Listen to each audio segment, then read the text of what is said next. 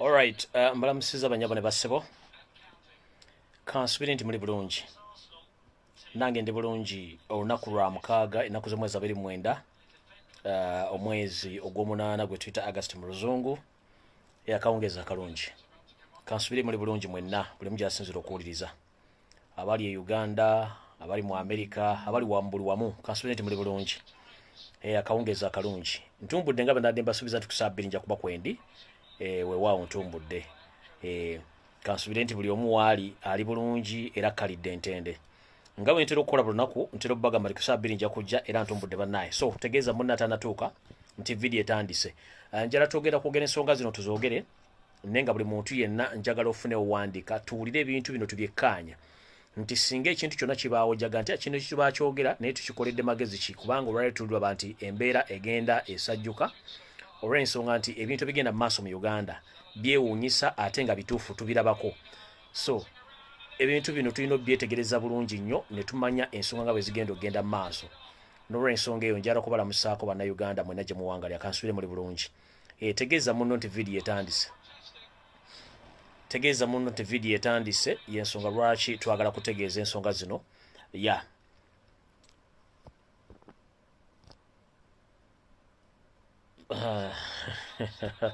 Nedda munnange. Nedda munnange. Sisobola kukola ki? So kansubire nti muli bulungi kati ndowooza njagala kutandika. Abatuuliza mwenna okusookera njagala kubebaza mwenna bannayuganda buli omu gy'asinzira okuwuliriza kansubire muli bulungi. Njagala okusooka okubaza bannayuganda mwenna abasupportinga struggle abaguze posters, abaguze masks, abagula calendars, abasupportinga mwenna mwe bali nnyo mwe balira ddala kubanga singa struggle teriiwo. Njagala okubaza mwenna abantu abatambula bali ku ground sekinoomu sigenda kumenya linnya nti mwe bali nnyo mwe balira ddala omulimu gwe mukola olw'ensonga nti ekintu kino kya bannakyewa buli omu yeebereramu ng'omuntu n'okwagala okuba nti buli muntu ayagala enkyukakyuka nti twagala Uganda ekyuke, twagala mirembe, twagala buli kimu kikyuka nga bwe kirina okubeera. So mbalamusizza nnyo ne mbebaza emirimu gye mukola mwe bali nnyo mubaliridde kubanga ebintu bino byonna byonna nga mbiraba ebintu bino bigenda mu maaso nga mwe ababitegese kubanga ffe tuliwo okubawa information. Olwaleero njala kutandikira ku mbeera egenda mu maaso mu Uganda. Abannayuganda mwenna ensonga nga bwe zigenda muzira bulungi nnyo. People power ne NOP nga ekisente kya people power ne NOP. Tulinamu obuzibu buli tuba tugenda wabweru w'ekibuga Kampala.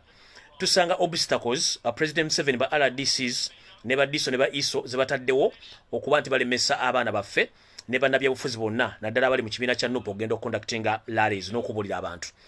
Tufunye reports nnyingi nnyo naddala mu bugwanjuba bw'eggwanga nti gavumenti ya President Museveni tekkiriza muntu n'omu wa NOP genda kutegeka lukuŋŋaana oba kubulira bantu byankyukakyuka olw'ensonga bakimanyi nti bo baali basiba embuzi zaabwe ku nkondo nga tebaagala muntu n'omu ategera information. So kati information bw'etambula abantu bonna basinga obungi bali scared. Gavumenti ya President Museveni eri scared era abantu bangi bannayuganda abali mu makomera olw'okuba nti bawagira NOP abantu bangi mu bitundu eby'enjawulo balina obuzibu okuba nti gavumenti ya President Museveni ebalemesa okugenda okukola emikuŋŋaana naddala nga ba NOP. Kino nno kyerekedde emirundi ebisinga nti abantu baffe ab'ekasese abantu baffe ab'ebundi bujo abagezaho okugula ofiisi bafunye obuzibu nti basibiddwa abalala bakubiddwa emiggo ofiisi ziganya okuggulibwawo. So nga ate ebintu bino bwe tuba tuli mu system of political omuntu yenna ng'alina ekibiina akkirizibwa okonductinga political rallies okwebuuza ku bantu kati n'obudde buweddeyo. Obudde buba buweddeyo kiba kitegeeza tulina obudde butono nnyo okugenda mu kulonda. Bw'obanga omuntu yenna agenda okwesimbawo alina okwebuuza ku bantu ayina okukola manifesto. Bw'amala okukola manifesto ayina ogibuulira abantu kyagenda okukola. Naye mba temukkiriza abantu okuteekawo offices zaabwe kukuba nkuŋŋaana kwebuuza ku bantu kitegeeza nti mwe mutidde. Kino kituzaayo nti mmwe mwalagira abantu bamwe bakube campaigns. Already gavumenti ya President Museveni efundinga abantu ba NRM from grassroots up to the presidential stage okuba nti babawa ssente empya n'enkadde okutandika okuba campaign. Kino kyerekedde mulala ezisinga obungi ab'ekibiina kya NRM nga baggyeyo essente enkalu eziri zebapimye mu kiro enda bazitaddewo nga misito gya nnyama okulanda bagenda ziwa abalonzi baabwe okubanga babalonda neffe abanupu tebatukkiriza abaana baffe bagenda mu byalo okuba kampeyini babasiba abantu baffe bagenda okunoonya obululu babakuba kati ne twebuuza bino President Museveni bye yagenda mu nsiko okulwanira oba naye bali baleme bye baakola byali mu kukola kino nno kizija tuzzayo bwe mbagamba nti mu Uganda temuli mu democracy gwalaba kooti n'alaba poliisi mbu yawandiika emisango bino byonna ebintu biri unfairly arranged Museveni kyagala kyekikola nti enanyini poliisi enanyini maje enanyini buli kimu yensonga lwaki buli kimu akikola nga bwasuubira okubanga agenda kikola kino kigenda tutwala luddawa kigenda tutwala mu ndowooza etulowoozesa nti waliwo information gye ngenda okulizinga kati naye saagala mugitwale mu ngeri endala njala mugiwulirize bulungi kubanga sinatuukayo ndi kukigula lugi bwe mmala ogiwuliriza bulungi mutegere abantu betudiringa nabo nina ekintu kyengenda okusooka basomesa mu kitegeere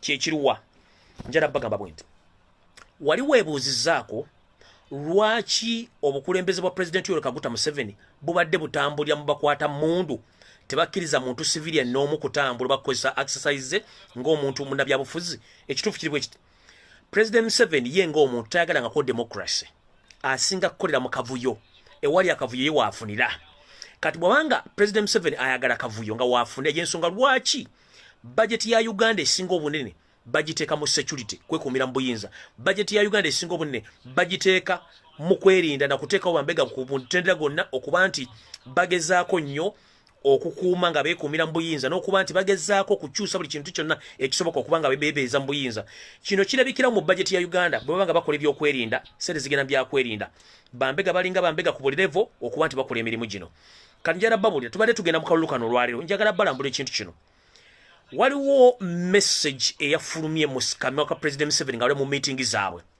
message eno njagala mugiwulirize bulungi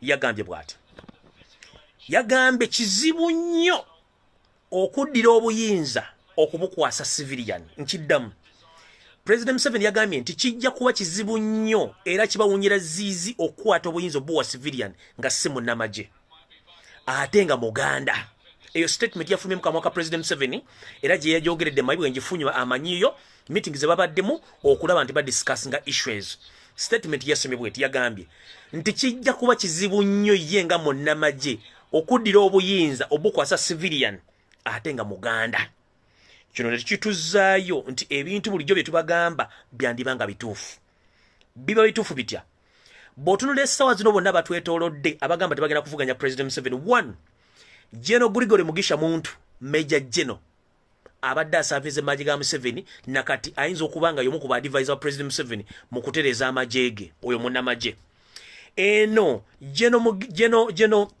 Tumukunde oba mwamuyitanga brigade ya Katindoza General ono kennyini naye munnamagye era nga naye wa first family oyo naye atwetoolodde kati ate tuyina ekizibu ekirala eky'omwami eyeeyita nti yawummula ebyobufuzi n'ava ne mu kibiina ono yeeyita Rutadikano Kizza Besigye kifeefe ono yatufuukidde ekizibu yagaana okukkiriza nti tayimu ye yaggwako kati bamututeganga omutego okuba nti atubeeramu buli kaseera okuba nti yeefuula nti yagenda okutegerera bannayuganda kati abantu bana Museveni kennyini munnamagye General Mugisha muntu eri gyayita munnamagye ne tuzzaako eno Tumukunde munnamagye Rutadikano Kizza Besigye awe biragira mu kibiina kye yavaamu ne yeefuula nti yakivaamu munnamagye civilian alikogu Rutadikano Kizza Besigye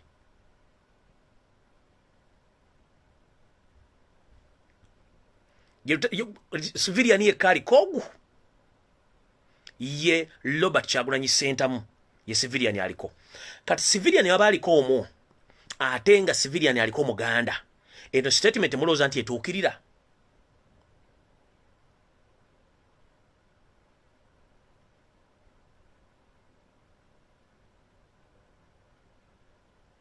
njagala babuuzaamu statement gye mbawadde nti Museveni mu meetings ze babaddemu yagambye kijja babeerera kizibu nnyo okuddira obuyinza wadde civilian n'abawangudde okubawa obuyinza nga si munnamagye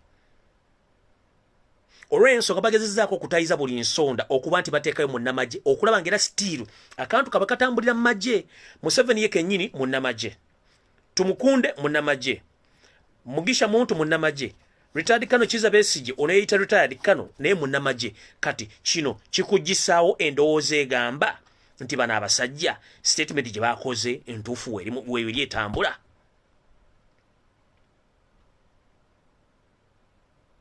Ekyo mba nkimaze ne mbazzayo ku nsonga eno. Buli lunaku nsiba nkibagamba lunye nti Museveni n'abantu be bo baali balowooza ekintu kino baakimala. Naye njagala bagamba lunye Uganda oba muwa omusolo ba temuwa musolo as long as tukyafugibwa bamusibira mu bwabe mundu njala tukyafugibwa maje ne munawo omusolo nga buli mwasobola okusasula omusolo mbungi tetulina gye tugenda kula nga tufugibwa maje. Yensonga lwaki bana abasajja bafugisa omukono gw'ekyuma nga bafugisa maje.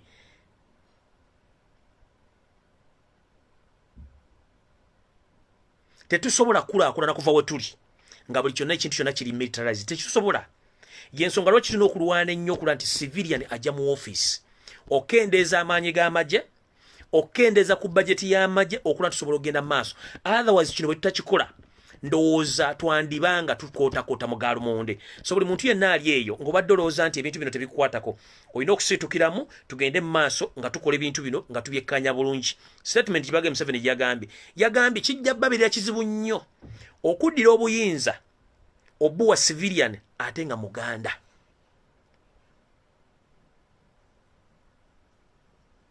Naye nga ffe tukimanyi bulungi nnyo nti akalulu konna ke tugenda okulonda tugenda ka Robert Kyagulanyi Ssentamu civilian.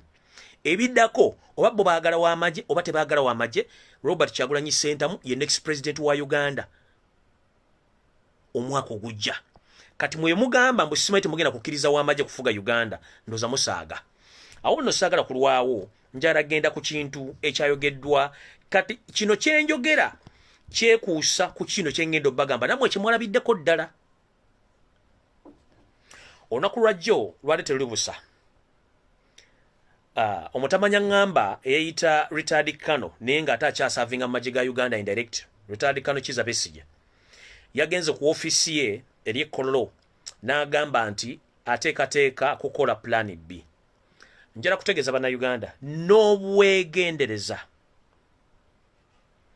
nsiba mbagamba temugeze ne mweteeka mu kikolwa kyonna eky'okwekalakaasa nga si Robert Kyagulanyi Ssentamu yabagambye. Mbasaba bulungi temugeza ne mweteeka mu kikolwa kyonna eky'okwekalakaasa. Omuntu yekka gwe tulina mu Uganda ye Robert Kyagulanyi Ssentamu. Abasigadde bonna mbaleke baagala temwetantala. Ono omwami retired Kano Kizza Besigye plan B gy'agamba yiye nga ye n'ekibiina kye kya FDC n'ekyo post government feti current tetulina plan B. Era tebageza ne balowooza nti bagenda kwogera zino emboozi zaabwe ffe tuzigule tetugenda kugula plan B eno. Njala kubuuza retired Kano Kizza Besigye okumanya musajja gwe okolede President Museveni emyaka gyonna ozze okuva lwateekawo ekibiina kya reform agenda nga kikyali pressure group n'ogifuula political party as FDC. Wajja mwekyo ng'ozze okuketta bannayuganda ki abalimu omulamwa abaagala enkyukakyuka. Ekyo wakikola bulungi. Muno mwe muli bannabyabufuzi abadde balina essente abasibidde mu makomera ku lulwo. Mwe mbadde bannabyabufuzi abadde n'essente abaakolako mu gavumenti ya President Museveni abattiddwa ku lulwo.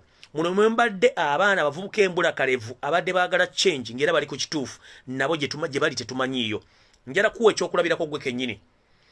Waliwo omuvubuka eyalowooza nti ali ne Besigye era ali mu kkubo tuufu. Omuvubuka ono retired Kano Kizza Besigye era n'amugabya plan B. Omwana ono n'ayimuka n'agenda e Congo mu bibira by'e Congo ogenda okuwandiika abayitibwa abayeekera ku lwa retired Kano Kizza Besigye. Kumba omwana ono yali tamanyi musajja gwadiringa naye. Era ebyavaamu emyaka gitambudde gigenda kuwera 10 tekyali mwana ono muntu amanyi gyali oba baamutta oba yabulira mu bibira by'e Congo naye nga yamusindika ogenda okukola ekintu kino ya retired Kano Kizza Besigye. Omwana emuddukira bulungi bamuyita Mugumya. Emyaka 10 Mugumya talina waali obikiddeko wadde waayogerwako naye nga yamuteeka mu kintu kino ya retired Kano Kizza Besigye.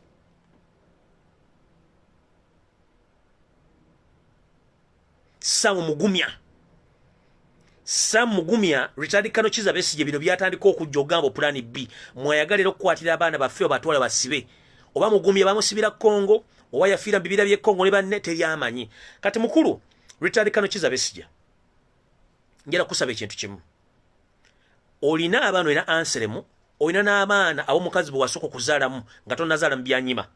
Kwata abaana bano ne family yo mugende mukole plan B yammwe ne bannayuganda baveeko fe tukimanyi omuzannyo gwe mulimu tugumanyi gwetolola ku bannamagye bwe muti abantu muli bana Mukama Museveni eno tumukunde eno tumukunde eno gwe kenyini omu Museveni babiri tumukunde basatu noli mugisha muntu be bantu bana mwina muli bannamagye ate nga kyemukula mu kimiininga kati fe twagala kumanya ekitufu kiriti eggwanga mwagala ddi wambanga mulifugisa amajenge byokuno temubiteekawo oba kubanga olede plan B gyoyogerako wagikozesa dda abaana ne babasiba kati wano wotutwala luddawa era osubide nti abantu bagenda kujja batandika okugenda mu plan B wayogedde ate newuunya abantu abakulu abagenze ne basibiraawo ne beerowooza ne bakuba engalo nga bakubira omusajja omubuzaabuza abuziza eggwanga okumala ebbanga ddene. So nno kino njala kusaba na Uganda buli mwana yenna owa Nupu n'owa People Power please temugeza kwenyigira mu kikolwa kyonna nga Robert Kyagulanyi Ssentamu yakoze ki yalagidde abo bagende bakola ebintu byabwe babitereze bulungi fe tujja basanga thereafter so sikat ekyo nkimaze sigenda kirwako njala genda maaso waliwo omuze okugenda maaso njala soka kubuuza President Museveni emyaka gye gikuyitiriddeko obungi oba kati oyogera bituufu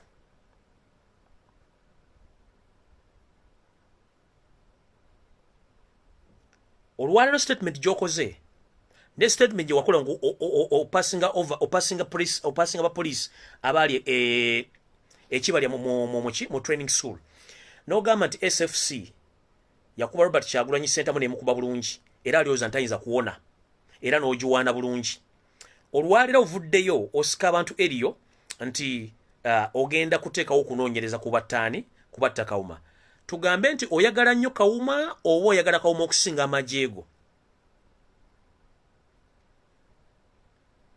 kuno siko tuyite okubuzaabuza emisana ebintu bino byona bigenda mu maaso nze ndowooza kati ffe tukola profiling kye tuyita profiling tuteeka wansi ensonga z'oyogedde ze weekubira endobo gye buvuddeko n'ezoyogera kati nga ntuufu bino ebintu byonna bigenda kuwandiikibwa bulungi era bijja kugibwayo biteekebwe ku mmeeza bino ebintu byonna mukola byonna bigenda kugibwa biteekebwe ku mmeeza kuba mbikola mu bimanyi ekirala njala kubuuza President Museveni sente ze mukozesa ezemutuuma entuumu nga muziwa abawagizi bammwe buli kitundu kya Uganda sente zino muzijja luddawa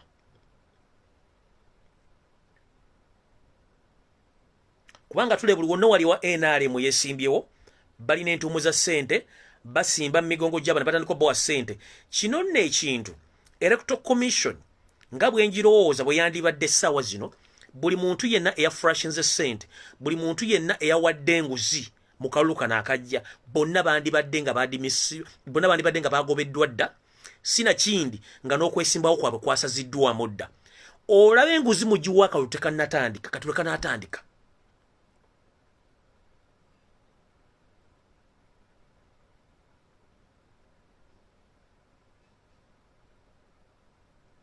enguzi mugiwa kati mukyali mu preliminaries nga namwe temunnalondebwa kufuuka bakandidati ba NRM nga mutwala emititimbe n'emititimbe gy'ensimbi musitudde ensawo musitudde buli kimu mukitutte bwe tunaatuuka mu kalulu mugenda kukola ki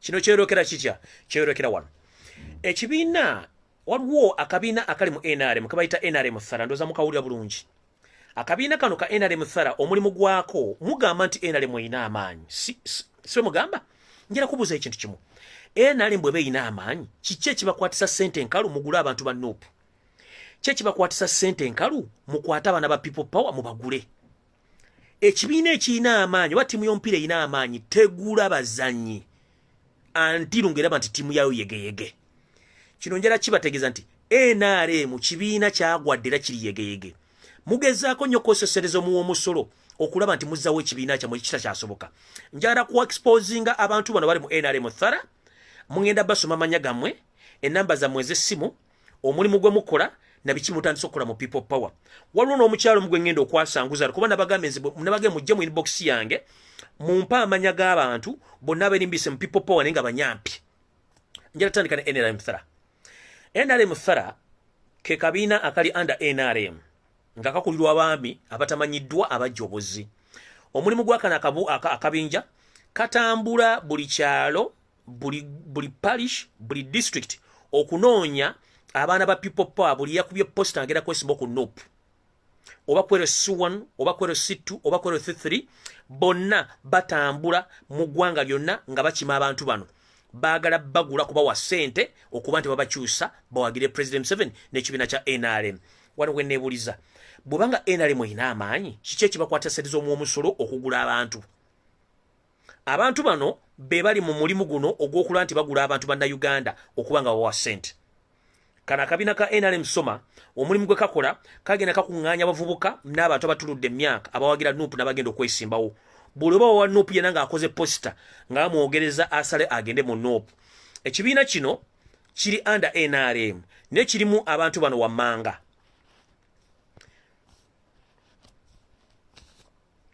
Omwami Katongole y'omukubo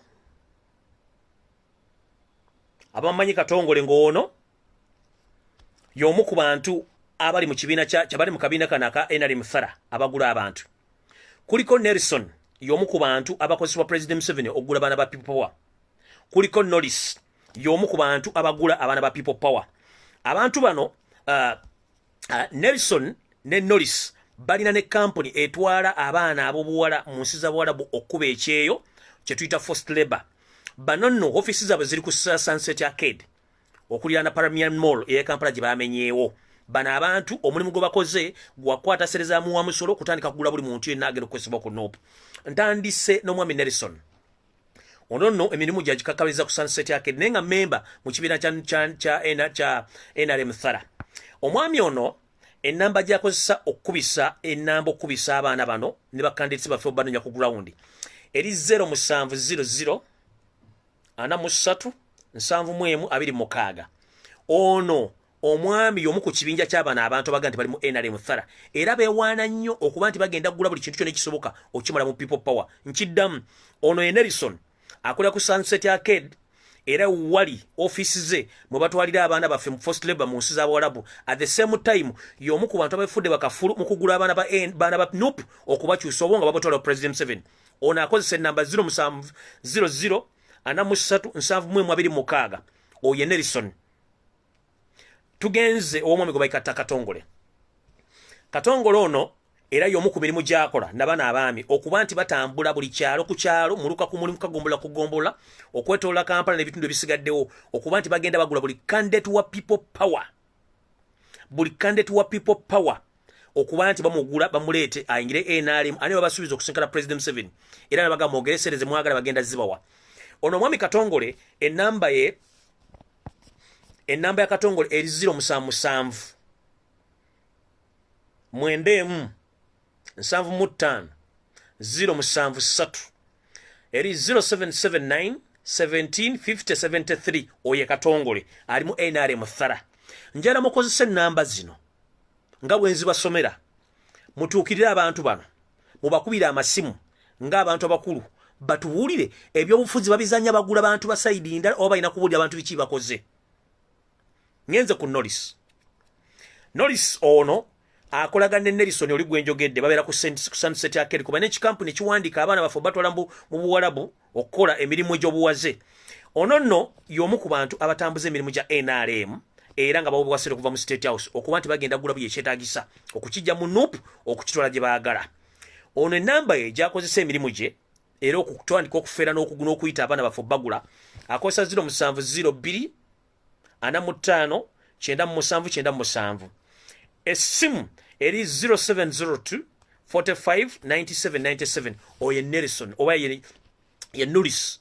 Oye Norris ye muntu oyo owokusatu. Bonna bano bakolera ku Sunset Arcade balina office etwala abaana mu Buwarabu okuba nti bakola emirimu egyo ate nga batufuukidde ekizibu olw'okuba nti bakozi ba State House abaagala okukyusa abaana baffe.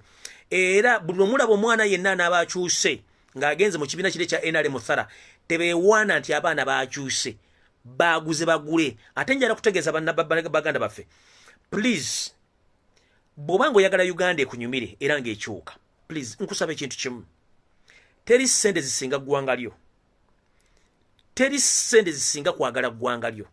Bajja kuwa miliyoni emu ku miliyoni 2 ove mu kintu kino.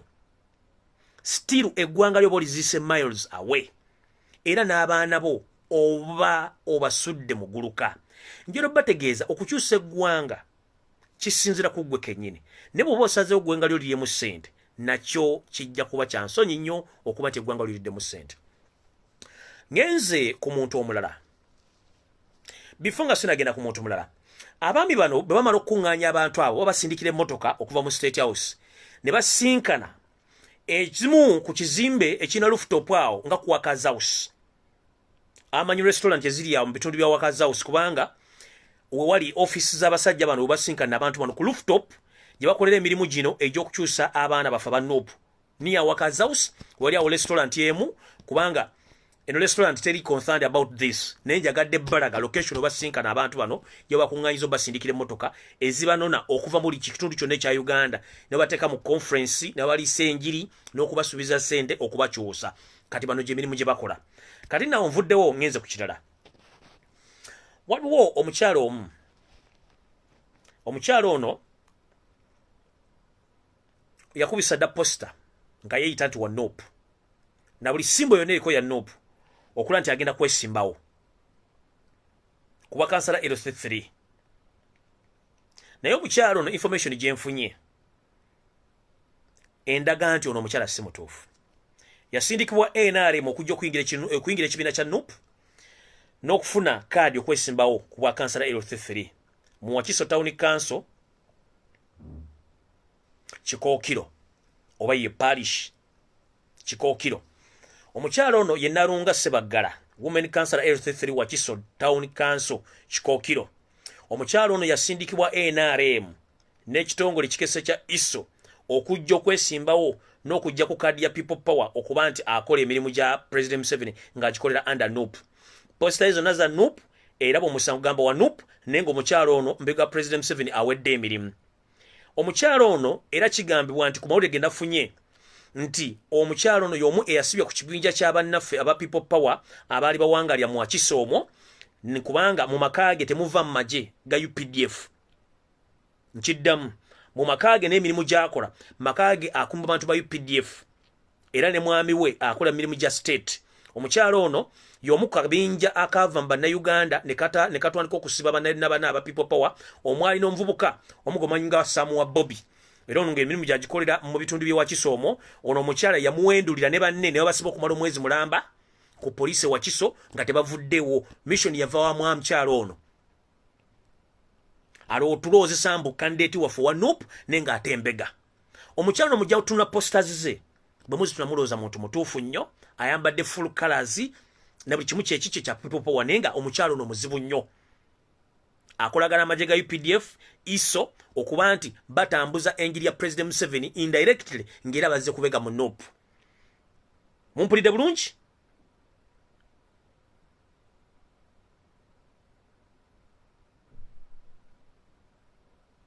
Ekifaananyi kino sigenda kitimba kanete ne information njagadde njiyise headquarter bekubako omuntu ali kuno omukyalo no muyite mubuuze ebibuuzo ku bintu byenjogedde n'abantu abali mu ground abali mu kitundu wagenda okwesimba information eno bagimanyi. Saagala kati kutimba kifaananyi kye no saagala kitimba njagadde mmwe peace of mind ye kenyini baana bamuyise ajja kiralifange ku nsonga zino kuba ku ground information gye tufuna eraga birala naye kyalowooza nti kyekiri kirala kubanga naye akola birala nnyo. Mwagala kifaananyi kirimu akaivu yange ne kansoke mmalo kikola bwe ntyo.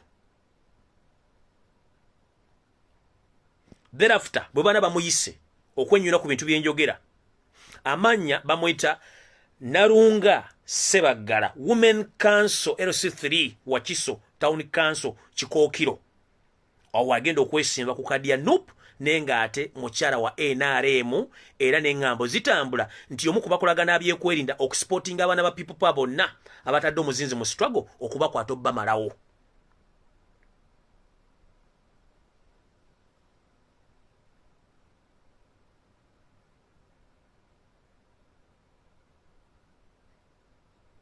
Enamba y'essimu njagifuna soon or later abajagala njagifuna ne details njagifuna njagadde njogere ebintu bino buli mwa bitegere kiki tuliko.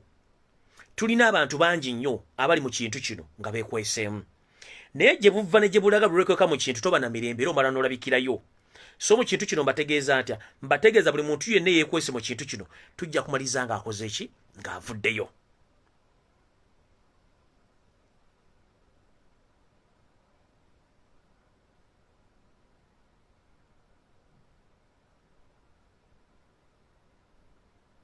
Mumpulidde bulungi? Ekyo nkimaze. Bannayuganda mwenna abawangalira mu Uganda, waliwo ebintu byenjagala bategeeza bireme batwala nnyo bwongo nti ekintu kino tumba temukimanyidde ebbanga nti ebyobufuzi mu Uganda tebikyali kwogera ani agenda kukola ki. Ebyobufuzi byafuuka ani alina obusobozi n'obuyayi busobola omuyisa okufuuka kyali. Wetwogerera essaawa zino President Museveni akoze kyamaanyi nnyo okulemesa abantu bagenda omwesimbako nga mu kino alina emirandira gye yateekawo omulwanira entalo ze. Ate ffe wetulwana entalo z'abantu oba tulwanira entalo za Nuupu oyinaga nti okoze bubi okwogera ku muntu ono. Amazima gali nti abantu bonna betudiringa nabo bakozi ba President Museveni indirectly. Ekisooka, waliwo omwami gwe mubuusa amaaso, omwami ono Nsereko akoze kyamaanyi nnyo okwonona erinnya lya Kyagulanyi era ekisoboka akikoze. Alina ebintu bibiri. Ekisooka yeeyita munnabyabufuzi. Ekyokubiri alowooza nti yasinga otegera mu Parliament. Ekyokusatu ye ng'omuntu alina obukyayi ku mutima ate bumulabika ne ku maaso. Ye ng'omuntu alina obukyayi ku mutima era Robert Kyagulanyi Ssentamu ng'omuntu alina obukyayi. Kwassa okuba nti akolera state okulemesa buli kimu ekigenda mu maaso ekijjako President Museveni.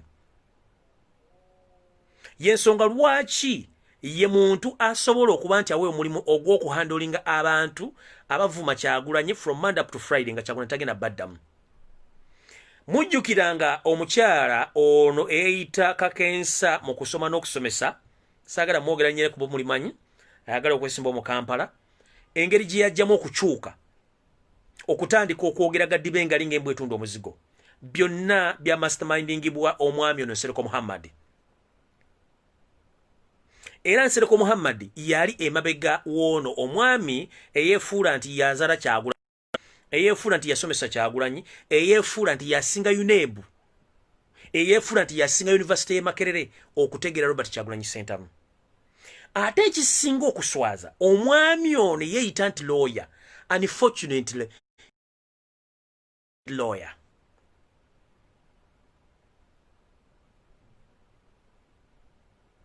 Mabirizi Male, he is not a qualified lawyer.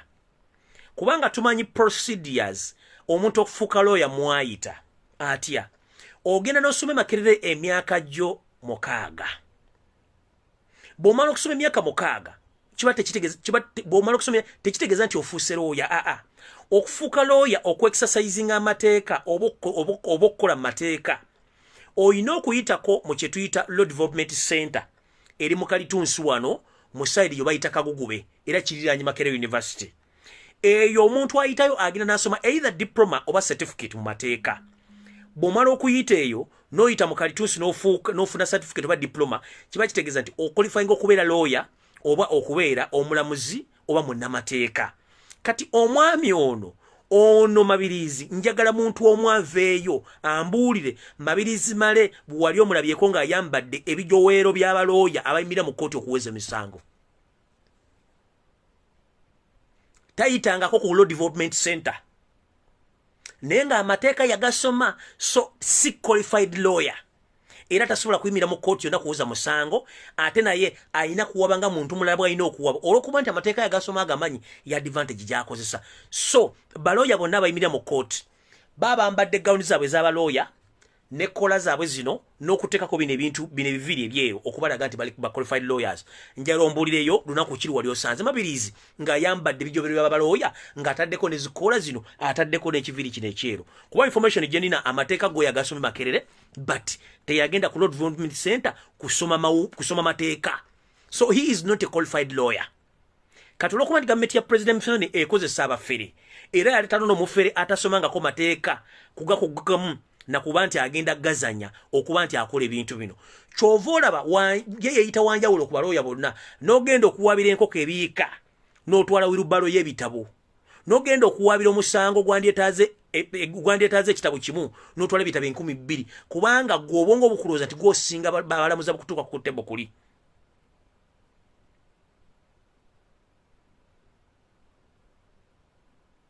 So kino njala kibategeeza ono already yafiridde dda mu firimu ye.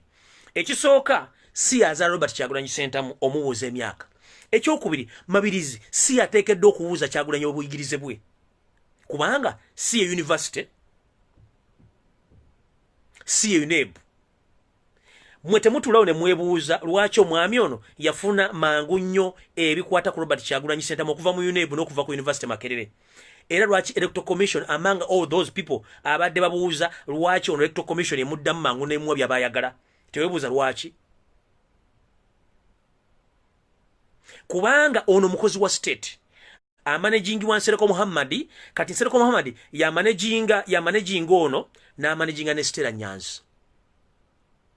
Mugendere bivumo oba engeri mugendere engeri abantu avuma mu Kyagulanyi envuma yaabwe coordinatinga kye tuyita coordination.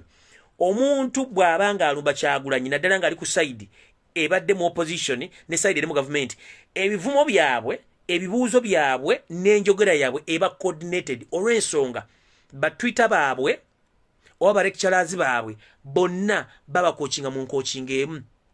Ebibuuzo babibuuza mu sequence yemu, ebivumo bibeera mu sequence yemu, endowooza bibeera mu sequence yemu, n'obukambwe n'obutayagaliza bibeera mu sequence yemu. Teebereza omuyizi atudde mu kiraasi ng'alina obukambwe bwebufaanaganyiza n'emusomesa amusomesezza, tuba tuli ku ki?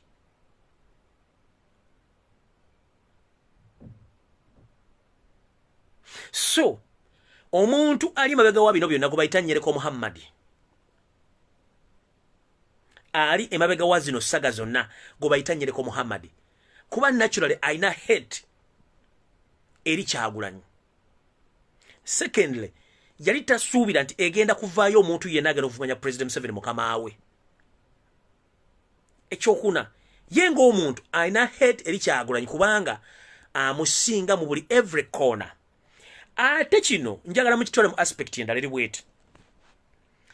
Abaddugavu naturally mostly bannayuganda abamu tulina kye tuyita obukyayi eri omuntu akusingako.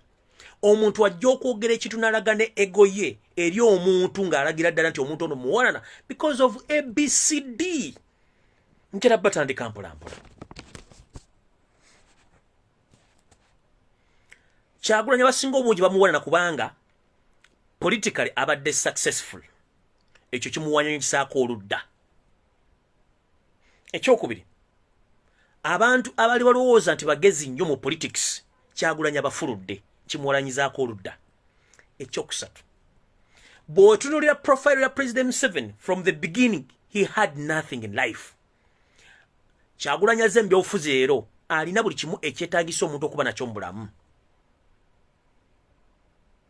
Babateredde ebifaananyi Museveni lwe yajjira bye yali alina buli kimu kyalina n'okomparinga Robert Kyagulanyi Ssentamu kyalina, kikulaga nti wano waliwo abantu abalina obukyayi bw'enkulu obw'enkalakkalira.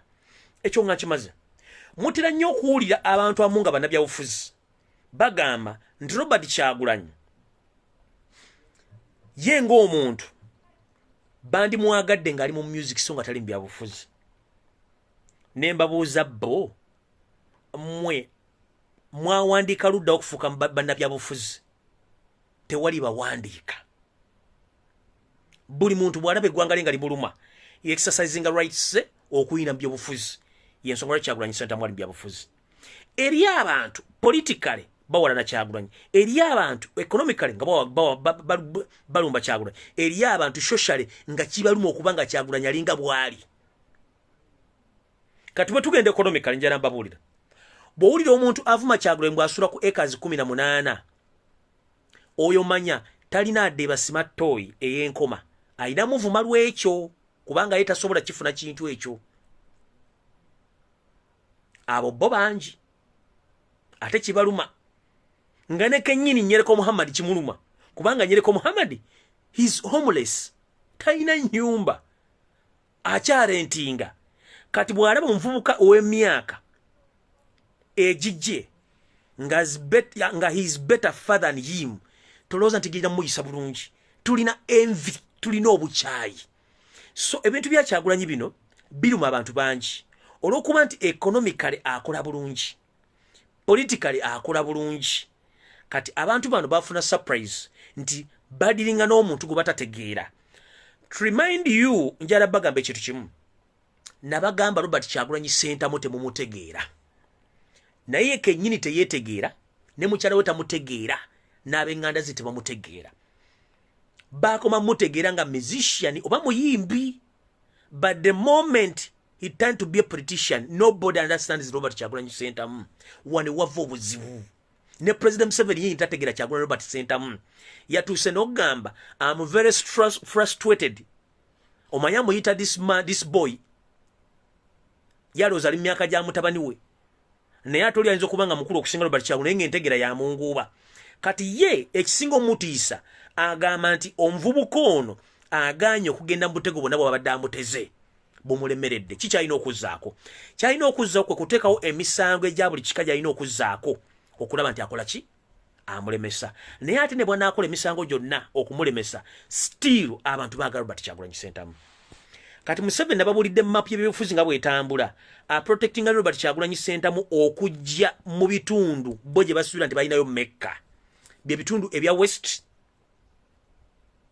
era eyo bagamba n'okusimbawo omuntu wa people power kiyinza n'omukubisa amasasi kuba bamba abasiba kati kino kituza luddawa nti bo baali basiba ekikookolo kyabwe nga bamanyi nti eno Mecca waabwe gye balina okuteeka ebyobufuzi Museveni n'abantu abata balina kugendayo bagenza okubukola save ku ground nga buli kimu kyabatolokako dda kati we mbagambira tosobola kuddira omusajja gw'olowooza nti yasoma mateeka naye nga taga practicinga muwaabinga ggwe nolowooza nti agenda kuba nti ayagaliza Kyagulanyi tosobola mwagaliza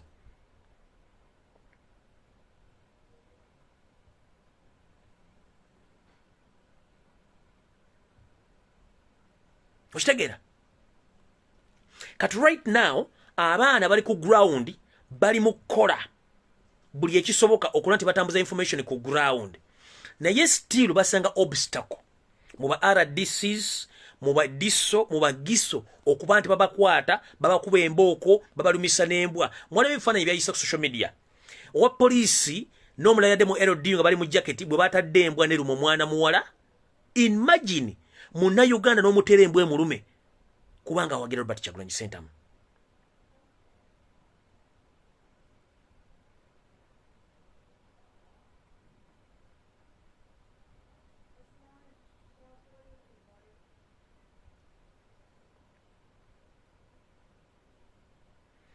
wano wenjagala okubuuliza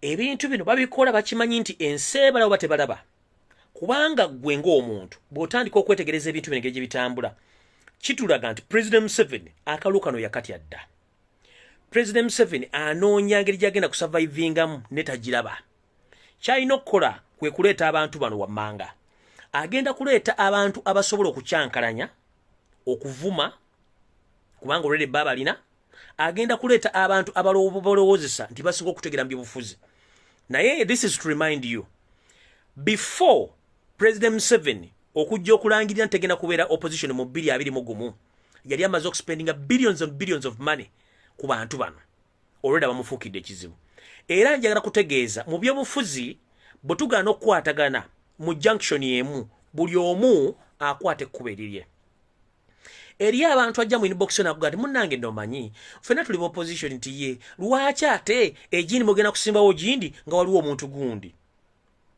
mu byobufuzi atakulekera nawe tokola ki nawe tumulekera kiringa gobono ogwa mu nnyanja ennyanja ekustoomira era bw'omirako otampeko zo 3 ng'ofa ng'ovaawo abantu abalanga bagenda mu byobufuzi bwe kitabo kiri Ssentamu Robert agezezzaako nnyo okugatta opposition okugiroza nti olina okukwatira wamu naye okumanya abana abasajja baali baategeka ekintu kyabwe nga kiwanvu bwe bamanya nti Robert Kyagulanyi Ssentamu ali stedde era yagenda okukola bitegeeza kwe kuyita olyosingawo Mugisha muntu n'ekibiina kye ne bakiwandiika with immediate effect ne kifuna sente from the State House kikyatambula kifuna sente bagula buli ekyetaagisa ekisinga okuntiisa era n'okunnakuwaza bobo kennyini ate basindika abantu awo ne bajja mu Nuupu okutandika okugula abaana abaliyo ng'abawa ssente empya n'enkadde. Gy'obeera nti basobola kulukurutinga abantu babwe kuva mu other areas era sitiri batunudde Nuupu. Mugisha Muntu omulimu ogwamuweebwa kwe kendeeza n'okukyankananya ekibiina kya Nuupu ng'agula abakulembeze, abawagizi n'abagenda okwesimbawo. Ogwo mulimu agukoze bulungi nnyo. Richard Kano Kizza Besigye ono aliwo buzaabuza ofuge.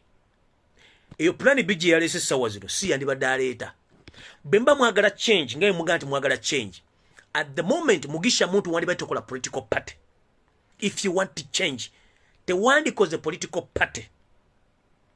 If Richard Kano Kizza Besigye obadde oyagala change n'ekibiina kye FDC ne post government, mwandibadde mufuna one dialogue ne mudiscussinga political futures za Uganda, ne mukwatagana political parties zonna eziri mu opposition, ne zituula ne mufuna candidate omu, ne mufuna bamemba parliament buli agenda okwesimbawo nga supportingiddwa one opposition. But unfortunately Kyagulanyi agezaako kikola muganye. Mwene musolo buli mwagenderulwe. Kati siraba lwaki owagamba tuwe FDC bagenda kusimbawo one Nuupu tikikolwa kya butiitizi oba kya bujozi. No, si kikolwa kya butiitizi, si kya bujozi. Bwe tubanga tuganya okukwatagana, omunyankole n'agira ng'otwale mana nti tuganya okukwatagana oba byayanga biganye, kiba kitegeeza nti gwe bw'ogaana okukwatagana nange nina okugenda okukola ekyange kyensobola okukola obwomu. So muntu yenna ali ng'ogamba nti ate ewa gundi w'opposition lwaki ate Nuupu esimbiyo muntu, eryo pesa kyamu. Tuganya okukwatagana mu ntandikwa, tunaakwatagana banyaga.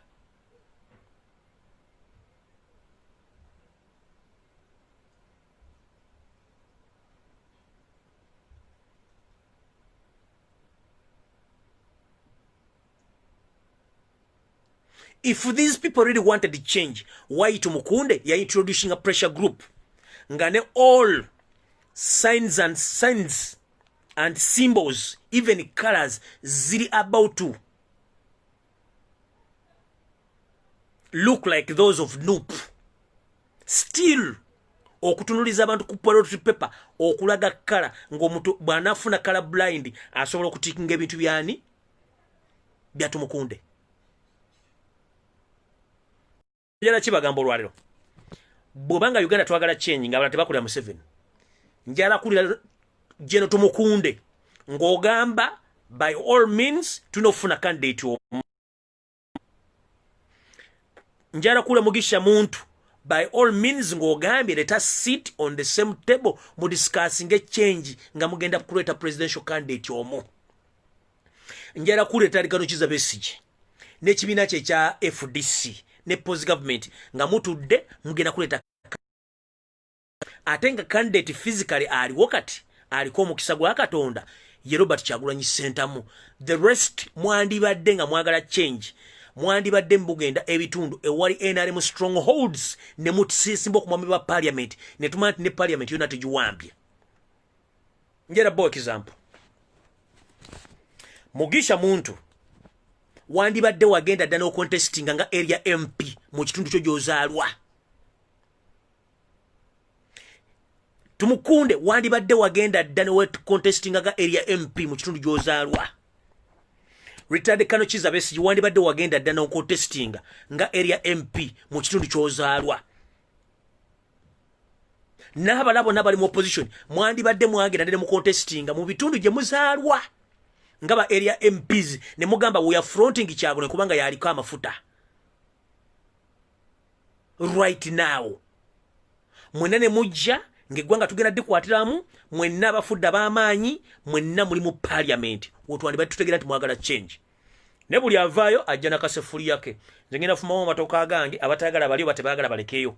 That's the big problem and that's the big mistake. Nze ndowooza bwe nti tuli mu Gwamuna tugenda mu Gwamwenda, singa tutuuka mu mwezi ogw'Ekkumi nga mukyalemedde nti nze Tumukunde ngenda kujja kuba president, tukyalemedde nti Mugisha Muntu ogenda kujja kuba president, tukyalemedde ku Richard Kano Kizza Besigye muleta amuliya ati bamuleta gundi ani Biriggwa tajja kuba president, kiba kitegeeza mukolera president Museveni officially. Ffe tugamba nti agali wamu ge galuma ennyama.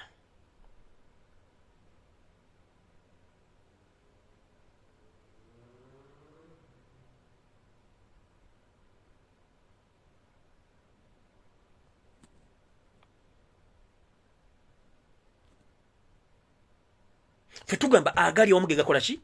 Ge galuma ennyama. Naye mmwe bwe munadde eno buli omu atwala temune mugenda era mujja kulonga mugenda kunyiiza nnyo mugenda kwenyiiza nnyo kubanga Kyagulanyi mwenna abamanyi kati. Era singa tubadde twagala change mwandibadde mwavuddeyo dda kubanga ekinyusi kiri wa Robert Kyagulanyi Ssentamu. Mwene mugenda ne mwesimbo nga ba MP.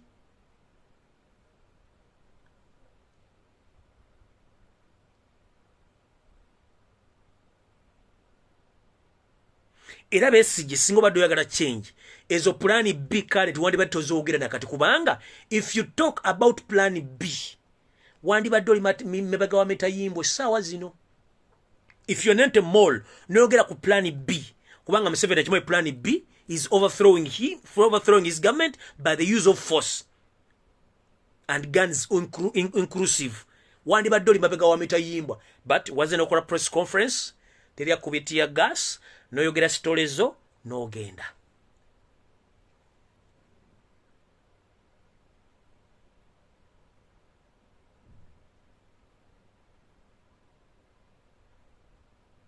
Wandibadde oli Mabega wa Metayimbwa nga wasibiddwa dda onyumya pulaani bize eziriwa.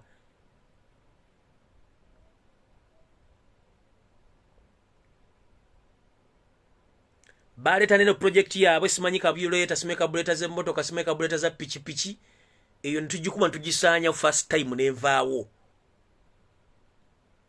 oba yabulira ludda musajja watu kabuleta.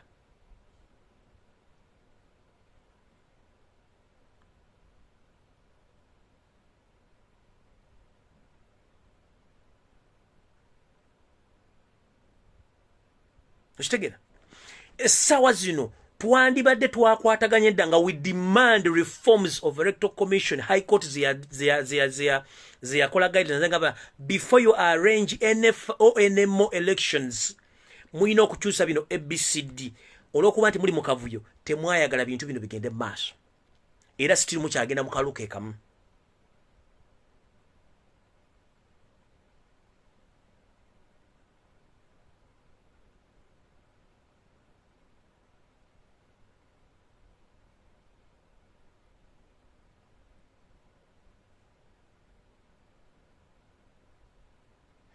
Njala bagamba bwente mwetegereze nnyo era muwulirize nnyo ebigenda mu maaso.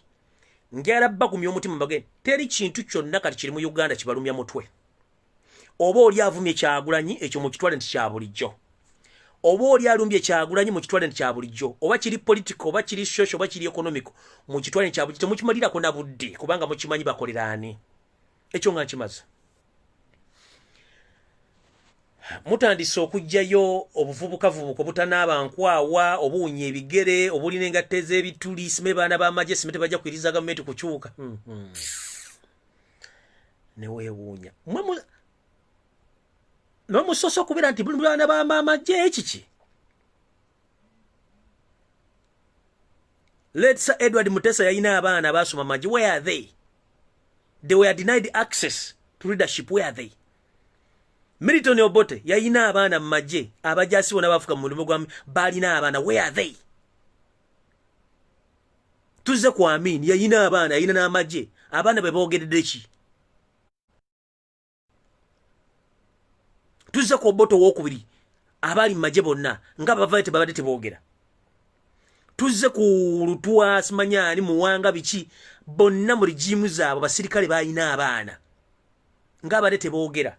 Olw'okuba mmwe Museveni abakozesa okusiruwala n'okusiruwaza eggwanga muvaayo mwogera mufa abaana b'amagye tujja kuyisa bubi Kyagulanyi. As who? Mu constitution muwandiikiddwa ludda wa?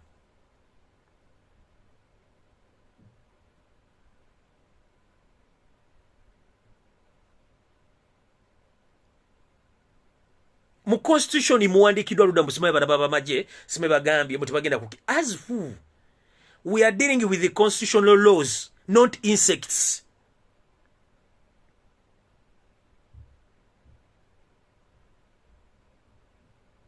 tudiringana amagye mawandiike tudiringana amateeka mawandiike kati bino ebiyenje simi bana b'abasirikale simi mwe temwine mu constitution muwandiike bwe muyinjigirira namu mwe temutumalira na budde mugende muli ebijanja muleka wunkuumi bwe mulizuuka nti Uganda yeetaaga change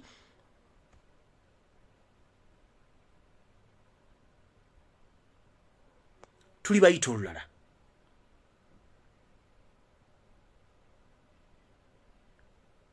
ekyo tukimaze ekyokubiri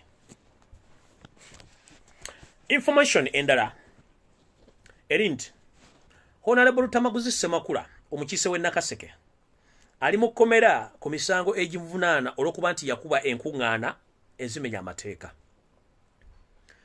aba NRM bali mu kuba nkuŋŋaana ezirimu omuliri gw'abantu era nga bagaba ne ssente enkalu teri abakwatako aba NRM bali mu kuba buli muntu yenna yateekisa wa people power emiggo n'okumusiba teri abakwatako aba NRM bali mu kubba ssente z'eggwanga misana nga teri abakwatako NRM etuuse n'okukozesa obuyinza obukuba omukulu omukozi mu kitongole ky'amasannyalaze embooko gy'obeera nti bo balina ekkooti ezaabwe mu ngalo muno baayigira okutambula n'emiggo gino emiggo bante mu mmotoka zaabwe nga basanga abantu babakuba n'ofukamiza omukozi wa gavumenti azze okukeera amasannyalaze aba banyuzeko mu bukyamu n'omukuba embooko yo gavumenti gye tulina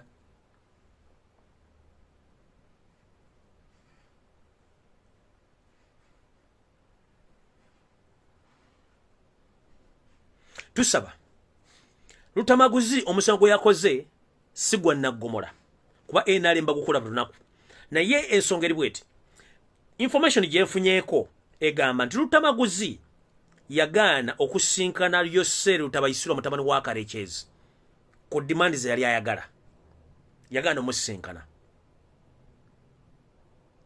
kati ekimusibya kumumala mu mampa nti gagana kusinkana mukulembeze wa ggwanga eyita mukulembeze wa ggwanga Yoseri Lutabayisirwa mutabani wa Karekyezi kale nno nga bagamba nti ogwa Kaisari gwa Kaisari eza Kaisari za Kaisari eza Katonda za Katonda ekiseera kigenda tuuka nga tuyimba nti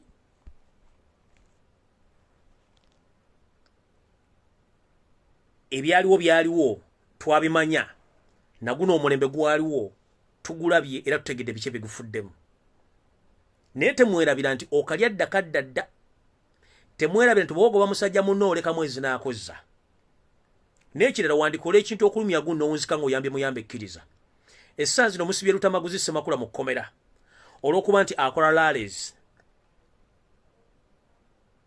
ezimenya amateeka ate nga mwamusanze tali kulaala agenda mu kkuba agenda kulaale kino kituzaawa kituzza nti kyonna kye musiga mujja kikungula nga mukyagala mbalayirira ekibiina kya NRM guno omwaka oba omwaka ogujja nga tumaze obbakuba akalulu ekibiina kyammwe kigenda kisigala nga kyekibiina ekigenda okufuma obufumo mu nfumo kibe nga tekikyaliwo mwakizimbira ku ttaffaali eri lya mutabani wa Yoseri ate n'ekirala nina ekintu kyenjagala obbategeeza mukyetegerezemukko nakirowozezzaamu naye ate mwayindowooza ebintu byalina embeera te ne nalowoozezaamu naye mu kirowoozo kino ali waliwo n'omuntu eyakingambye omulala Museveni nga bwe yeefuula lwaki naffe tetumufuulira obugere tutya kanso omu yamuwaabidde okuleeta qualification ze naye nkulayira Electoral Commission ne Minister of Education ne UNEB tejja zireeta that's the fact naye akakunizo kaakano from nursery 1 to P7 or from nursery 1 to primary 1 or from nursery up to primary 7 Yoseri Lutabayisirwa eyayita Kaguta Yoweri Museveni gemanya ge yali akozesa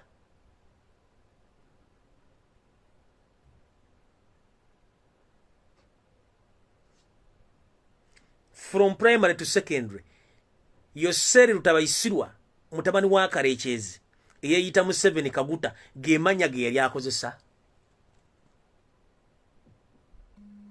era gano yagaso yalinga affidavit afuke Yoweri Kaguta Museveni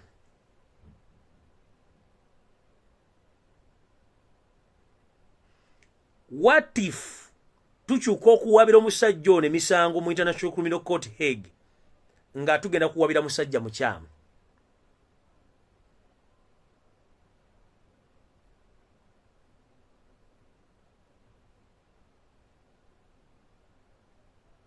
Natuuka n'abagamba nze gwe muwabira sinze Museveni, amanya gagali ku mpapula nze Yose Lutabayisirwa.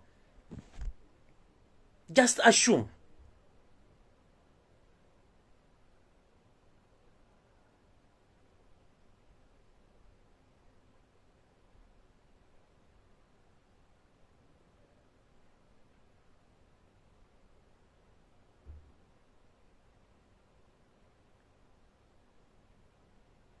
Just assume kino nkyogedde bwogezi.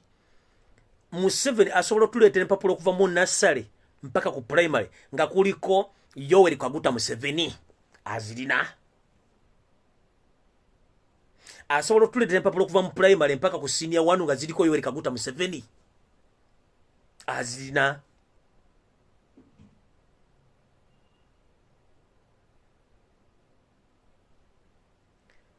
Kubanga amanya ge tumanyi mu buzaale bwe ye Yose Lutabayisirwa, kitaawe ye Karekyezi, ate ono atugamba kitaawe ye Kaguta. Kyovuna abagala luli balete DNA mu kkooti tujja agenda balete DNA singa tukebera omugenzi Kaguta nga DNA tezikuwatagana nazo ono. Naye nze kyembuuza kale tuve mu kuseka. Ono omusajja singa tunaamuwabira emisango gino ne givaayo nga yatulaga nti pepa zaalina ne qualification ziraga nti ye Yose Lutabayisirwa nga si ye Kaguta Yoweri Museveni.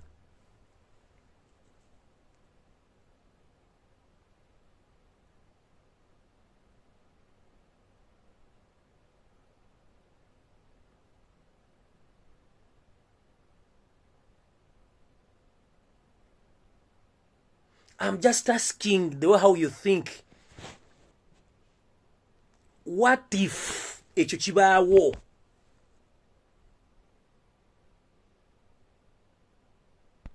The whole world knows him as Museveni. Bw'alireeta empapula ze wansi nga zajja asoma ye Yose Lutabayisirwa, mugenda kukola mutya?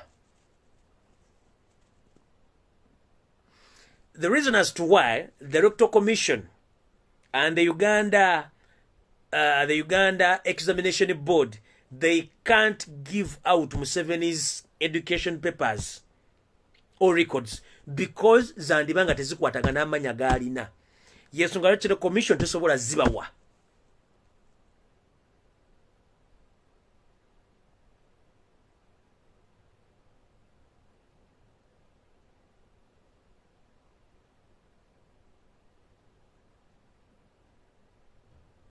Information rajina funye gamba bweti.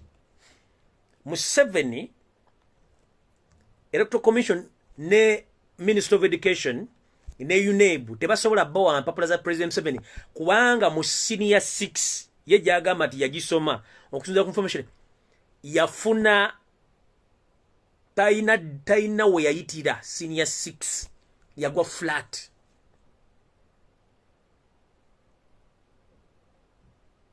Taina kye yayita.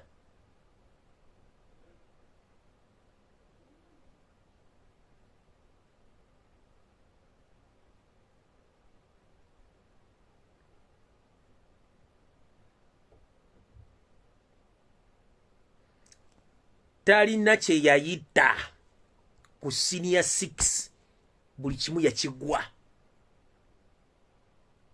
Yensonga lwaki tasobola baletera degree ku university jagambe Dar es Salaam gye yasoma teriyo.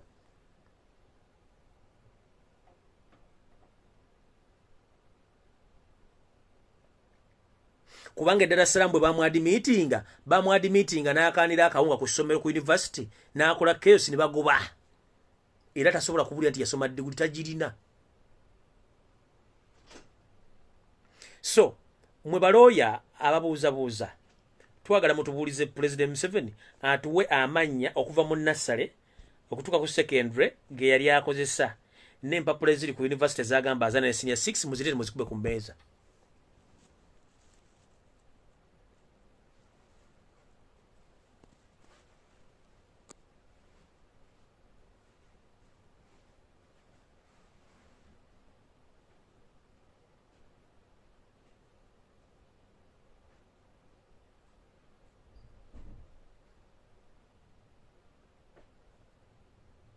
muzikuba ku meza.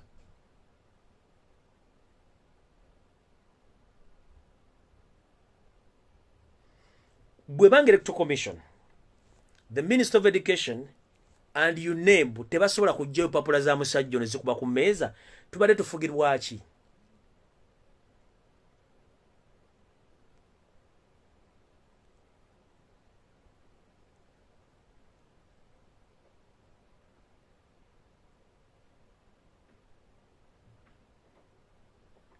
Katwetaaga empapula z'ono omusajja nga bafunye zakyagulanya ate nga gyeziri. Nazo bazitule tebazikubire ku mmeeza guno omulundi gwe basooka kubanga tewali yali ambuuzizaako bya buyigirize bwe.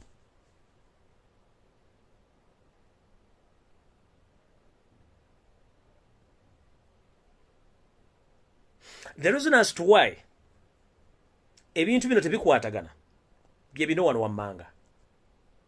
Bonna abasajja abagezi abali mu gavumenti ya President Museveni ng'etandika baabajjawo.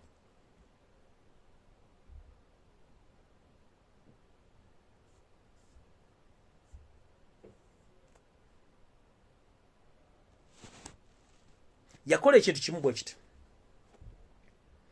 Bwe yajja mu 86 bajja tebalina kye bamanyi. Administratively, economics nga tebalina kye bamanyi, mu management nga tebalina kye bamanyi. Ne bafuna abasajja Abaganda, Abagisu, Abasoga, Abanyola abali mu gavumenti ziri ezayitako. The likes of Semogerere, the likes of Mayanja Nkanji, the likes of Stephen Beswera Kabwai, abasajja bonna baaliwo ababagezi abali awo ne babasetingira government. Ne babalaga administration, ne babalaga economy nga bwetambula. Bali omanyi ekintu eki magye. That's why bano their priority is army. Nkiddamu. These people bava mu nsiko ng'ekintu bamanyi eki magye. Kyokka, nothing else they know. Oba okiwakanyaamu oba okikkiriza genda okinoonyerezeeko. Baafuna abasajja abasetingira economy, n'abasetingira administration, n'abasetingira foreign relations n'amawanga amalala. Bwe bamala obisetinga mbama nti batuuse ne basooka batandika okuggyawo omukwomu. Era okuva lwe bajja abantu abajjukira mu 7 mu 86 87 88 paka mu 9 economy yali etambula bulungi, politics yali etambula bulungi, corruption nga ali wansi. But the moment lwe yagenda ajjamu abantu bano, bwe yagenda alondamu abantu bano abaali resistant ku bintu byakola, economy neefa, politics naafa, abantu okufa ekyenenero ne batandika okufa, dola neepaala mpaka nakati gyetagenda kudda. Kino kitulazaawa? Kitulaza nti abasajja bano ekintu kye bamanyi kiri ekintu ekimagye kyokka tebalina kirala kye bamanyi. Y'ensonga lwaki bazannyira mu informal sector to the extent nti batandise n'okukwata tools ezikozesebwa mu informal sector abantu kwe bandibadde bajja ssente okuyingiza ejjamba mu nsawo etwala eggwanga lya Uganda.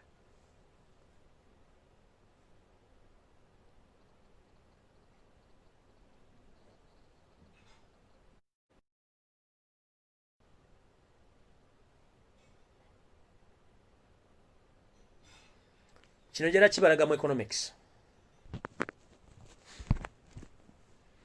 Buli muntu bw'okwata no investinga ssente oba osuubira amagoba kyetuyita profit. Bw'establishinga business kiba kitegeeza olina okugiwandiisa. Bw'omala ogiwandiisa erina okusasula emisolo, erina okusasula abakozi.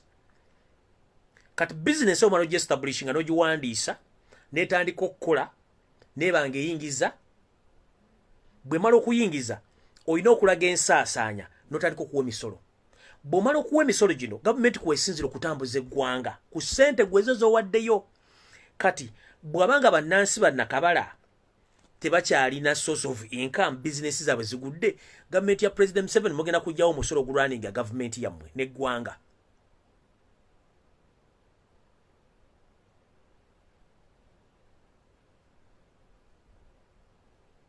mbagambye government yonna mu nsi zonna zifugibwa informal sector so si bamasuuti abamasuuti be baadministrator be managinga ssente ziva mu informal sector abamasuuti bano batula mu mmeezi ezeetooloola bana basiba mataayi bo balinda ssente z'emisolo eziva mu bano abantu bawansi kati be bayita baadministrators oba bamanagers bamanaginga ssente z'abantu bana bali informal sector abavuga boda abatunda chai abatunda mu arcade abasuubula abalimi abakola kibi ssente zammwe zonna zimanagingwa bana bamasuuti kati abamasuuti bwobanga tebasobola kumanaginga ssente zino nga babbanzibe ate baba bazibba nga tezina kyezikola tetuna gye tulaga ekyo nga kiwedde bwobanga ate wojja ssente tosobola kulabirira okutereezaawo ottawo watte ssente zigenda kuvaawa informal sector mugituulidde mugisse ne muwoza mwasoma economics awo mba temwasoma economics kubanga tosobola kuddira nte gye weegulira ng'erina okufuna erina okuwaka bw'emala okuwaka ezaala etandika okuwa amata ate n'otagiwa biwata n'osigala ng'ogikama kiba bwe kitya nti ennyana eno tegenda kufuna amata gagimala ente yennyini egenda kukonziba so nga ate ente buli lwewaka kiba kitegeeza nti kye tuyita profit generation nti bw'ogula ente emu n'ogitwala ku nnume n'ewaka bw'efuna olubuto luli n'ezaala mu economics oba mu business kye tuyita profit generation nti ente eno bw'ezaala ennyana eno n'ennyana bw'eneekula naye egenda kuzaala ekye tuyita profit generation business okutambula nga zikula kati mu Uganda ente weri e Uganda yazaala bannayuganda we bali ne bannayuganda Museveni tasobola balabirira Uganda yennyini ekonzibye abakola business bakonzibye kiba kitegeeza economy okutambula okutuuka ku gyeyina okulaga tesobola gende kubanga nannyini yo tasobola girabirira kitegeeza ki ente egenda kufa n'ennyana egenda kufa tulaga ludda wate tuna gye tulaga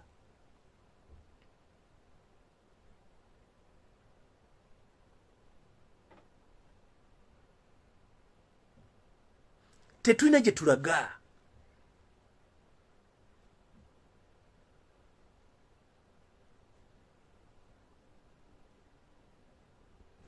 bwembanga omusuubuzi asobola okuleeta emmotoka n'agijja Japan ng'agiguze $5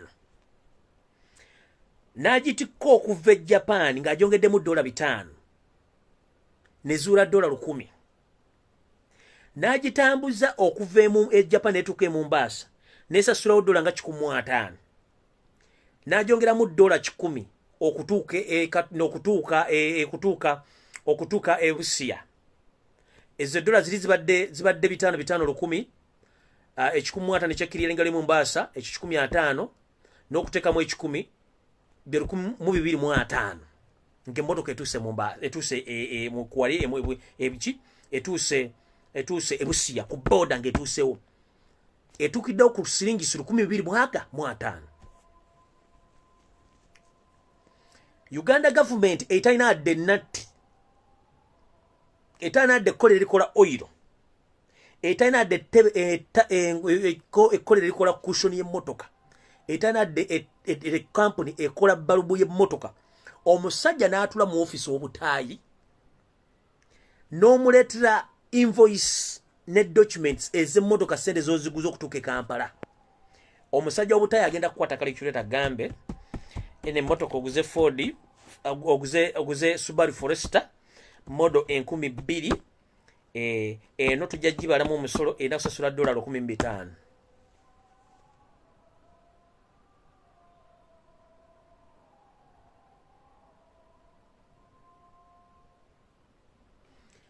be bali benkugambye be bateeka mu gavumenti ab'obusuuti okumanaginga economy naye nga economy gye bamanaginga tebasobola kukola supervision eno wansi abantu betujjamu ssente enkola yaabwe eyimiridde etya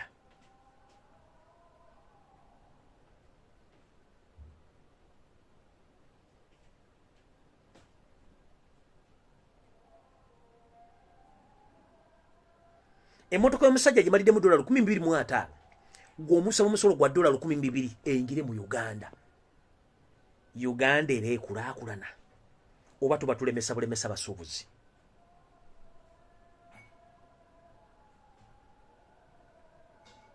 ekyo nno kiri ku mmotoka emu eriyo abantu abaleeta containers ne containers mu Uganda, container ne zivundira mu bondi.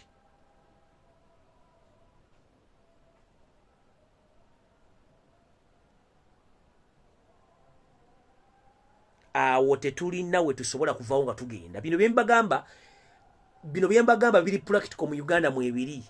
Abantu bangi babimanyi.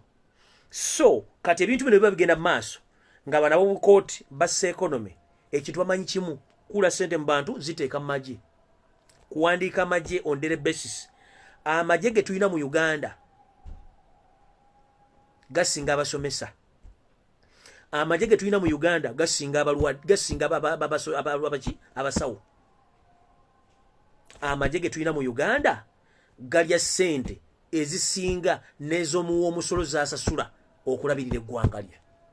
Ye Uganda gye tulina. Era ye President Museveni.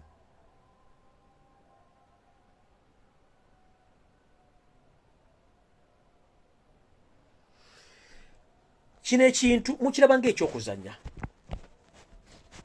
Mu nsi ezisinga obungi container zino zibirako destination. Destination kyekifo container gyesemberayo weegenda okulaga n'ebyamaguzi byamu. Tosobola kuŋŋamba nti damulegi wa container nga destination yayo ekoma mu Uganda ogikyajinga emisolo mingi nnyo ejja download. Lwaki okyajinga emisolo mingi nga destination ya container ekoma mu Uganda? Ng'okimanyi nanyini container muna Uganda n'ogikyajinga down. Abatamanyi damulegi zensimbi Uganda Revenue Authority oba ekitongole ekiwooza omusolo ze kijja ku buli container y'omuntu ewanga lya mu store Revenue Authority ng'akyanoonya omusolo oba nga bakyagivaluatinga okubalirira biki omusolo gwe balina okusasula. Ezo sente z'osasula bazisasula either daily oba weekly. Sente ezo bw'abanga destination ya container yekoma Uganda nga nanyini mu Uganda muna Uganda ngeri kutali ha Uganda, lwaki ogikyajinga emirundi egisukka mu gumu?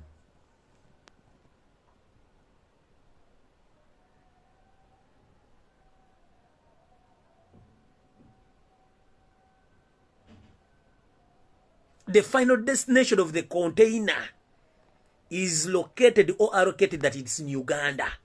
Container etuse ku ttaka lya Uganda. Why do you charge more charges on that container when the final destination it states that this container stops in Uganda? Already yingidde busiya eri ku nsi yayo weyina okukoma. Lwaki?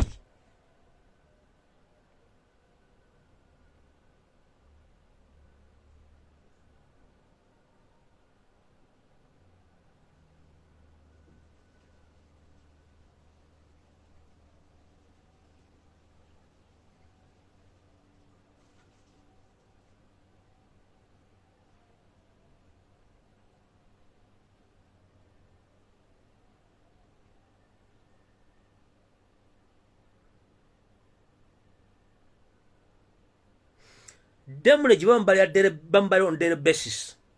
Kambuze ekibuuzo kira kimu.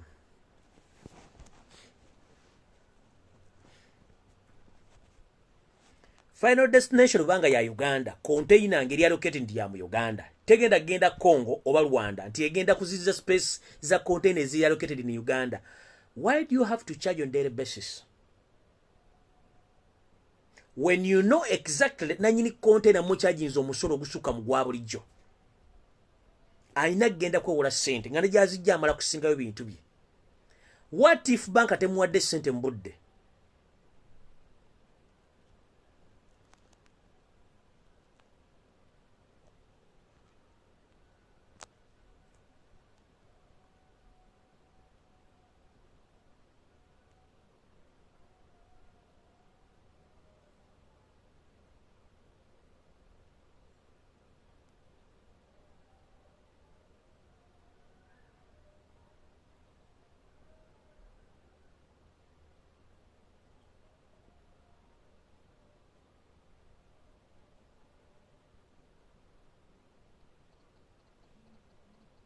So, kino ekintu mukiraba ng'ekyokuzannya n'ekigenda baavuwaza.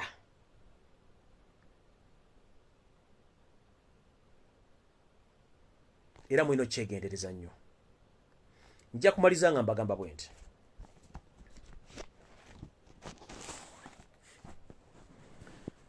buli munnayuganda gyali kikkakatako okukuuma akaluluko, kikkakatako ogenda okulonda, kikkakatako ku lunaku lw'okulonda kikwetagisa ku ssaawa 12 zennyini ez'okumaliriga okumakya nga watuuse dda ku polling station w'olondera.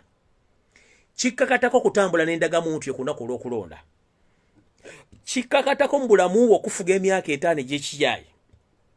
Twala olunaku lulamba oba essaawa 24 ng'ogenda okukuuma akalulu ako. Kubanga ebizibu byo byonna bijja kusolovingibwa akalulu k'onooba olonze ng'oyagala enkyukakyuka. Kikkakatako mu bulamu bwo for the first time okwagala ensi yo. Kikkakatako okkaaya na singa baba bakusanze nga mu register toliimu nga wakeberanga erinnya lyo weeriri.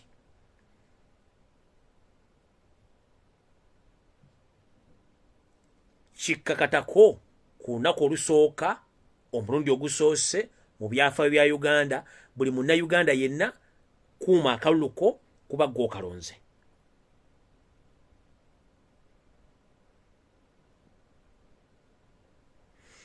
Abaluwa baagala njogere ku new passport.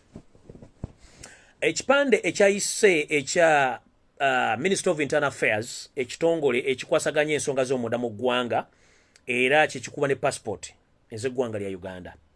Waliwo ekiwandiiko ekiri mu kutimbagano ekigamba nti buli muntu alina passport enkadde eri gye tubadde naye ordinary egenda kuba nti okutuuka omwaka ogujja ogwa 2020 mu January ejja kuba tekyakola.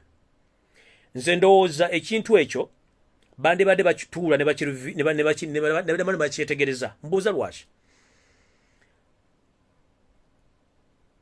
Omuntu munnayuganda akyalina passport enkadde ekisooka yagigula ku ssente ze.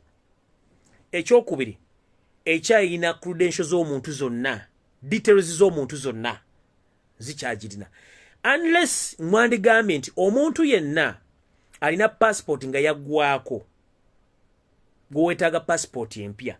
Naye omuntu ng'akyalina passport ekyali valid for more 10 years wadde yabbulunga si ya East Africa, omuntu oyo mwandibadde mu time until bwe yandibadde ava mu nsi gy'ali gy'awangalira okudda e Kampala, then ne mulyoka mugamba nti passport yo tekyasobola fuluma ggwanga, olina fuluma passport endala. Naye ekintu kino kitadde obunkenke ku bantu abaafuluma eggwanga nga balina passport eza blue enkadde. Bwe mubagamba nti passport zijja kuba tezikola mu mwaka gwa 2010 mu mwaka gwa 2021 mubatadde ku pressure. Ekisooka tebasobola kudda waka kukyusa passport. Ekyokubiri embassy tezisobola kukyusa passport sezo.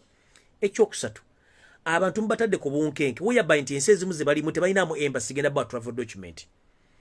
Bwe munaga nti passport muzizije mu system bagenda kuyita batya ku bisaawe okufuluma ensi ezo, kubanga the moment bwe munazirangira nti ziri invalid kiba kitegeeza ku airport banagiteeramu bajja muga tosobola kutambula kuba passport yonfu. Tusaba ekitongole ekyekwasaganya ensonga z'omunda ez'eggwanga, tusaba mukikole muzeewo system egamba nti buli muntu yena passport enkadde bw'obanga okyali mitala w'amayanja ekyakola, ne bw'oba okomyewo waka nga passport ye ekyaliko, then tosobola kuddamu gitambulirako ate ng'ofunye passport empya. Mukonsideringa nnyo abantu abaakafuluma eggwanga nga tebasuubira kudda kati. Bwe munajja passport ezo mu system mugenda kuba muleesa obuzibu. Ekituufu mwa introducing za East Africa ne mwazi introducing abantu abasinga obungi bamaze okufuna passport za bbulu era nga batambudde. Ate nga kati passport muzigaba omuntu alina kuba nga waali physically nga mujjeko fingerprints. Kati omuntu anasobola atya okuba nti mufuna fingerprints ze musobola mufuna passport empya. Nzeko kuno okusaba kwange open nti omuntu yenna ali emitala w'amayanja ng'obadde okyalina passport enkadde nti bw'oba okomyewo passport yo genda ogiriportinga ku internal affairs ofune passport endala. Naye bwe munazijja mu system abantu baffe bagenda ssanga obuzibu mu kudda e Kampala oba okudda e Uganda. Nzono kwe kubadde okusaba kwange. Sisabye mbubi naye nsabye olw'okuba nti abantu abasinga obungi bakyalina passport ezo. Ekyokusatu tulina akalulu k'abavubuka ku mitendera gwa parish mu electoral college system. Akalulu akabavubuka ku parish tekalondebwa bavubuka bonna. Kalondebwa buli kakiiko konna kalondeddwa ku mutendera gwa LC1. Oba bali abantu babeera either abantu bali babeera 10 ku 11 aba balondeddwa abwe bakuŋŋaana ku buli parish ku buli kyalo ne bajja ne basinkana ku kitawuluzi oba ku parish okulonda akakiiko ka LC2 nkiddamu obukiiko bwa LC2 bavubuka tebulondebwa bavubuka bonna mu ggwanga nedda bulondebwa abavubuka abalondeddwa ku bukiiko ku LC1 kakiiko ka LC1 be bakwatagana bonna mu byalo byalonze ne bigenda ku parish gwe tuyita omuluka ne bakuŋŋaana ne beerondamu akakiiko akatwala LC2 akabavubuka yennonda okujja nga etteeka lyakyukamu nga sikyalimanyaawo nti kali jeno ne bwe kate kali jeno nga kakyalinga luli bwenkamanyi abuli yalondeddwa kakiiko ka LC1 akabavubuka mwe mulina okukwatagana lumu ne mugenda mulondo obukulembeze obwa LC2 era mwe mugenda ne mulonda obukiiko kana ka LC2 ate ke kalonda ne kagenda ne kalonda ku LC3 ate era ka LC3 ke kagenda ne kalonda ku LC5 ne ku national level. That's the system. Mumpulidde bulungi? Mumpulidde bulungi? So njagala buli muntu yenna asomesa ekintu kino either ng'etteeka lyakyukamu bwe liba teryakyukamu system eri bwe tikanji banyonyole bulungi tuyinayo obukiiko obw'abavubuka obwa LC2 obugenda okulondebwa eggwanga lyonna naye obukiiko obwo tebugenda kulondebwa ffenna abavubuka oba bonna abavubuka bugenda kulondebwa akakiiko ako ke twalonze oba akalondeddwa okulonda kuli okwavubuka okuwedde either abantu bana akakiiko akalondaga either sikyajjukira baba bali 10 oba 9 in between 9 to 10 buli akakiiko akalonda ku kyalo buli kyalo kigenda sindika akakiiko akagende kakuŋŋaanire ku muluka kye tuyita parish ebyalo byonna ebikola parish ebyo bigenda okuŋŋaanira byo byerondemu akakiiko aka LC2 kati wano wenkubira omulanga eri abavubuka mu n'abantu abanopu please mutandike okukwana abavubuka bannabwe ku buli kyalo kyonna ekyalondeddwa mbakubemu campaign nga mulaga interest ey'okwesimbawo ku buli kifo kyonna ku LC2 mumpulira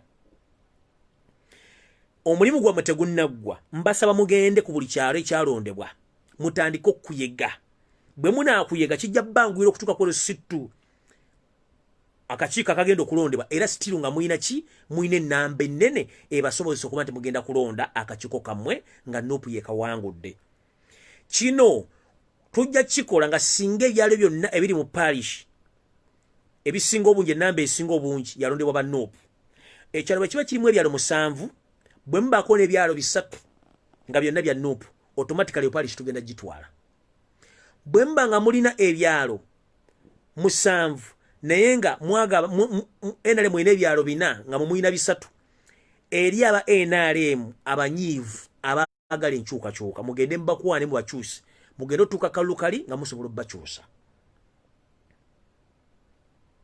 okulonda ne campaign n'ebyobufuzi birimu okukwana so siko wakwalaavu okukwana okukyusa omuntu omujja ku kyalowooza n'omuzza ku kintu ekirala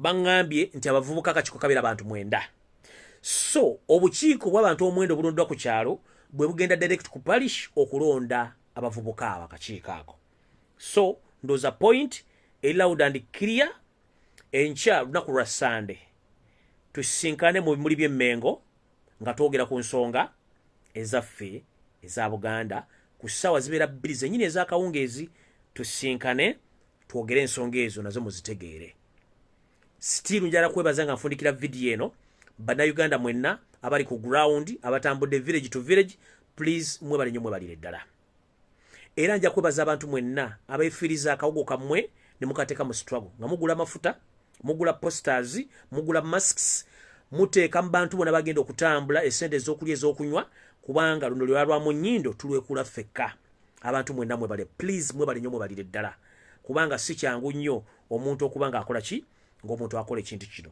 ngero kobaza gurupu zonna abakola ekintu ekyo kubanga sijja kumenya linnya bwa buli azaamaanya naye nga mwenna mwemanyi abakola omulimu guno n'abalamu beeyungeko abatambula village to village era abakola buli kimu kye balina okukola okukyusa eggwanga. Mwebale nnyo mwebalire ddala omulimu ogwo mugwongere maaso. Lubaala embeera nga n'embiro kwotadde message mugitambuze etuuke buli wamu. Mukimanyi tulina ebintu bingi nnyo ebyokukola naye ate n'ebitutawaanya bingi nnyo, so tujja genda mu maaso nga tukola bwe tutyo. So bane mukama ba 13 mpeera kankoma tusekanoona ku Rencha mu bimuli mu Bulange Mmengo. Mweraba.